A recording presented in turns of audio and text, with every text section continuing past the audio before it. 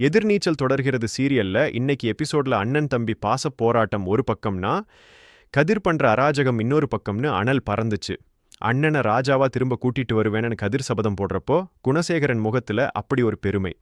கரிகாலன் வேற கல்யாணம் நடந்தாலும் நடக்காட்டியும் உங்க காலடியிலேயே கிடப்பேன்னு குணசேகரன் கிட்ட சரணாகதி அடையறான்.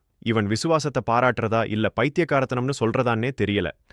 ஜனனி கடையில ஒரு வாடிக்கையாளர் 50 ரூபாய்க்கு இவ்ளோ ருசியான்னு பாராட்டிட்டு இருக்க, கதிர் சூறாவளி மாதிரி உள்ள புகுந்து கடையை அடிச்சு நொறுக்குறான்.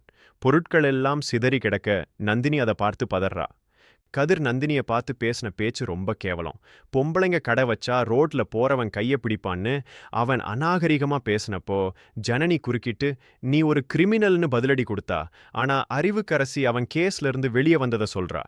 கொற்றவை ஐபிஎஸ்ஸால கூட என்ன ஒன்றும் பண்ண முடியாதுன்னு கதிர் சவால் விடுறான். அது மட்டும் இல்லாம இன்னும் 2 மணி நேரத்துல கடையை மூடிட்டு வீட்டுக்கு வந்து சமைச்சு போடணும், இல்லனா விவாகரத்து தான்னு பொண்டாட்டிகளுக்கு கெடு விதிக்கிறாங்க.